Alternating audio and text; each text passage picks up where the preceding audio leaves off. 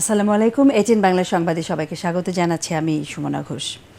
ছাত্র জনতার আন্দোলনে রাজধানী চাংখারপুলে পুলিশের গুলিতে শিক্ষার্থী শাহরিয়ার খান আনাসের মৃত্যুর ঘটনায় আন্তর্জাতিক অপরাধ ট্রাইব্যুনালে আরেকটি অভিযোগ দায়ের করা হয়েছে। এতে সাবেক প্রধানমন্ত্রী শেখ হাসিনাকে প্রধান করে ২৫ জনকে আসামি করা হয়েছে।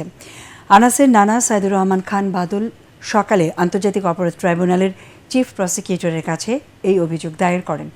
আনাসের মা সঞ্জিদা খান দীপ্তি তার ছেলের হত্যায় জড়িত ও হুকুমদাতাদের দৃষ্টান্তমূলক শাস্তির দাবি জানিয়েছেন। এ বিষয়ে ব্রিফিংয়ে চিফ প্রসিকিউটর তাজুল ইসলাম বলেন, আনাসের মতো শিশুদের হত্যার ঘটনাগুলো সর্বোচ্চ গুরুত্ব দিয়ে বিচার কাজ করবেন তারা। এই দিন জাতীয়তাবাদী গণতান্ত্রিক আন্দোলন এনডিএম-এর পক্ষ থেকে আওয়ামী লীগ সহ ১৪ দলের বিরুদ্ধে মানবতাবিরোধী অপরাধের অভিযোগ দায়ের করা হয় ট্রাইব্যুনালে। আওয়ামী লীগ সহ ১৪ দলকে ১০ বছরের জন্য নিষিদ্ধ চেয়েছে তারা। তরুণ বাচ্চাদের ১৬, ১৭, ১৮ বছর বয়স গুলি খেয়ে হাত খুলে গেছে, গুলি খেয়ে পা খুলে গেছে, এবং এরা যারা জীবিত বেঁচে আছে, কত হাজার প্রাণ হারিয়েছে সেটা পর্যন্ত আমরা জানি না।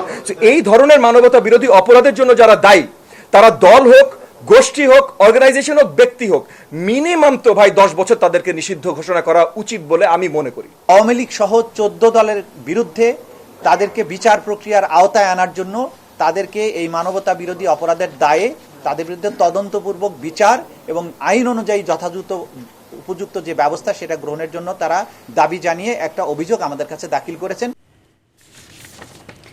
এক যুগ আগে রাজধানীর পল্টন থানায় গাড়ি পোড়ানোর মামলায় বিএনপি মহাসচিব মির্জা ফখরুল ইসলাম আলমগীর, সিনিয়র যুগ্ম মহাসচিব রুহুল কবির রেজভী সহ ৮ জনকে খালাস দিয়েছেন আদালত। সকালে ঢাকার চিফ মেট্রোপলিটন ম্যাজিস্ট্রেট আদালতে মামলাটির শুনানি হয়। শুনানি শেষে মামলা থেকে তাদের খালাস দেন অতিরিক্ত চিফ মেট্রোপলিটন ম্যাজিস্ট্রেট জিয়াদুর রহমানের আদালত। ২০১২ সালে ঢাকা দক্ষিণ সিটি কর্পোরেশনের ময়লার গাড়ি পোড়ানোর ঘটনায় পল্টন থানায় মামলাটি দায়ের করা হয়। মামলার মোট আসামি ছিল ৯ জন, এর মধ্যে একজন মারা যাওয়ায় বাকিদের খালাস দেওয়া হয়েছে। অন্তর্বর্তীকালীন সরকারকে অস্থিতিশীল করতে পরিকল্পিতভাবে পোশাক খাত ও পার্বত্য চট্টগ্রামে বিশৃঙ্খলা সৃষ্টি করতে হচ্ছে, এমন অভিযোগ করেছেন বিএনপি স্থায়ী কমিটির সদস্য ডাক্তার AZM জাহিদ হোসেন।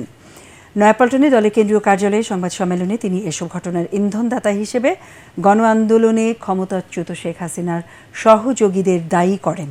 তার দাবি, দুর্নীতি দুঃশাসনের কারণে জনগণের সাথে সম্পর্ক নেই বলেই শেখ হাসিনাকে দেশ ছেড়ে পালাতে হয়েছে।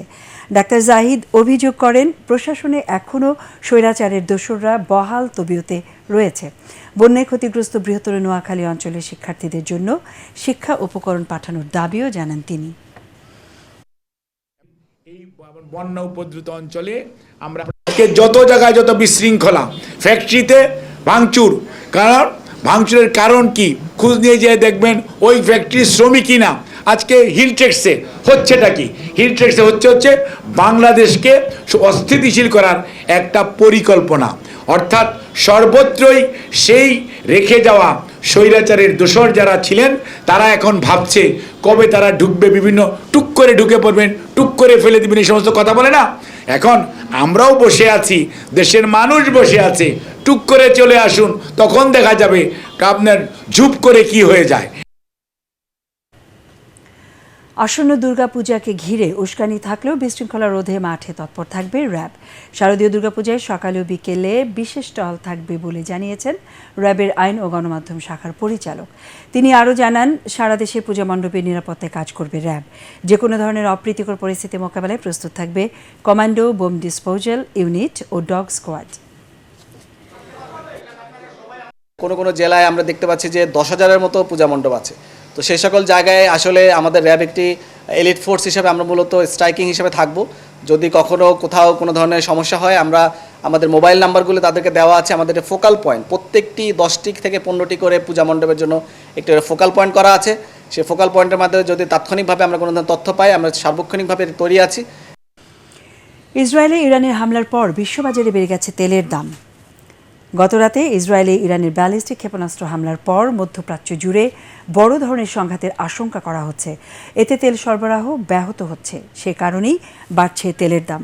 ব্রেন্ট ক্রুড অয়েলের দাম 1% বেশি বেড়ে ব্যারেল প্রতি $74.40 দাঁড়িয়েছে। ইরান বিশ্বের 7ম বৃহত্তম তেল উৎপাদনকারী দেশ। ওপেকের সদস্য দেশগুলোর মধ্যে তেল উৎপাদনে দেশটির অবস্থান তৃতীয়।